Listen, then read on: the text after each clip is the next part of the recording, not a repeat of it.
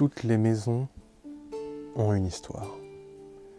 Toutes les maisons ont une particularité, quelque chose qui fait qu'elle est différente des autres. Certaines maisons, par leurs matériaux, leur forme, leur passé, leur histoire, les événements qui s'y sont passés, font qu'elles dégagent quelque chose. Et d'autres maisons encore dégagent quelque chose parce que ces maisons sont uniques. Est-ce que vous êtes prêts pour une nouvelle histoire au coin du feu ?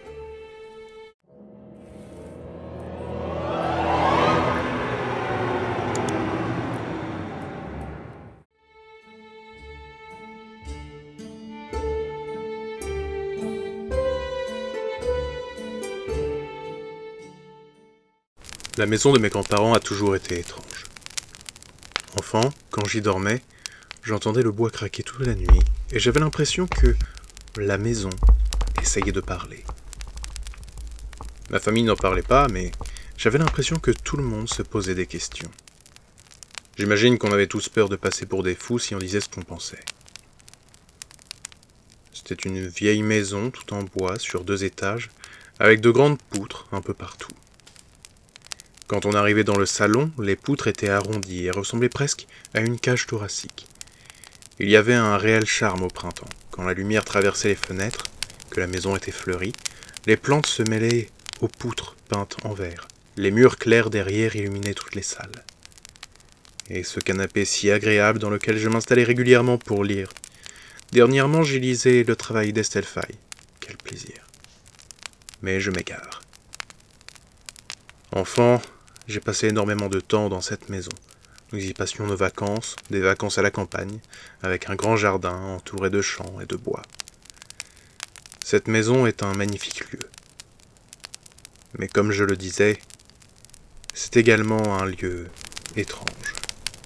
Quand le soleil se couche, la maison devient bavarde. Son bois craque toute la nuit, quasiment sans s'arrêter. Enfant, j'étais même certain d'avoir vu, en pleine nuit, une des poutres de ma chambre bouger. Je n'en avais évidemment pas parlé car, même si je n'étais qu'un enfant, je me rendais bien compte que cela paraissait totalement absurde. Mais, récemment, mes grands-parents ont dû quitter leur maison. Ils ne pouvaient plus vivre dans une maison qui ne leur était plus adaptée. Et comme celle-ci faisait partie de la famille, on s'est mis d'accord sur le fait que j'allais vivre dans la maison. Dans une période où il est aussi difficile de trouver un endroit où vivre décemment, évidemment que c'était une magnifique opportunité. Mais il y avait toujours cette chose étrange, cette vie dans la maison.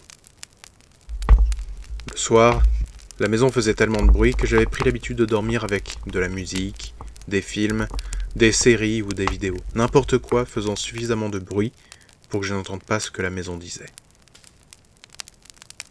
C'est un soir, alors que j'étais dans le canapé regardant un épisode de Supernatural, qu'un bruit attira mon attention. Ce n'était pas un simple craquement, comme la maison faisait d'habitude. Ça ressemblait plus à un grondement. Je me suis retourné, observant le salon autour de moi avec ses poutres en forme de cage thoracique, quand je vis, avec stupeur, une des côtes de la maison bouger. Elle ondula légèrement, comme un chat qui s'étire. Je restai bouche bée devant ce spectacle, puis la poutre retrouva sa position d'origine. Je me levai, l'observai, mais ne remarquai rien. Et ne sachant pas quoi faire, je décidai de me prendre une bière et retourner devant ma série. Les paroles de la maison devenaient plus régulières au fil du temps. Mais un événement changea tout. Un soir, alors que je faisais la cuisine, en voulant couper des carottes, je me suis ouvert la main. Ce n'était pas quelque chose de terrible, mais la coupure saignait beaucoup. Et le temps que j'attrape de quoi m'occuper de la plaie, mon sang avait coulé sur le sol et les meubles. Quelques gouttes à peine, mais j'avais vu le sang tomber. Une fois que je me suis occupé de ma main, en revenant dans la cuisine pour nettoyer, il n'y avait pas la moindre goutte de sang. Nulle part. J'observais la cuisine, en ne comprenant pas ce qui s'était passé, Dans le doute, je nettoyais rapidement, puis je terminais ma cuisine parce que j'avais faim. Puis, quand la nuit tomba et que je me couchais, malgré mes vidéos, j'entendais la maison. Elle parlait. Beaucoup. Et fort. Je m'endormais finalement un peu après minuit. Mais je me réveillai peu après, quand un grondement proche de moi me fit sursauter. Je me redressai dans le lit quand je vis, avec effroi, une poutre juste au-dessus de mes jambes. Je sortais du lit comme je pouvais, c'est alors qu'une autre poutre gronda et se mit en barrage devant la porte. Je me précipitai vers celle-ci et réussis malgré tout à l'ouvrir et sortir de la chambre. Mais je vis 3 autres poutres se planter autour de moi, m'immobilisant brusquement. Juste à côté de moi, la rambarde de l'escalier s'arracha du mur et s'enroula autour de moi. Alors que j'hurlais de terreur, des échardes s'allongeaient et rentraient dans ma peau. Mon sang coulait le long de ma peau, et je voyais le bois se nourrir de mon sang. Après des heures d'agonie, je sentis la pression autour de moi se relâcher. Les poutres reprirent leur place, la rambarde également.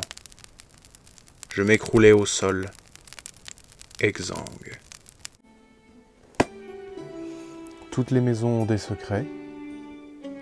Et j'imagine que le secret de cette maison, maintenant, sera bien gardé.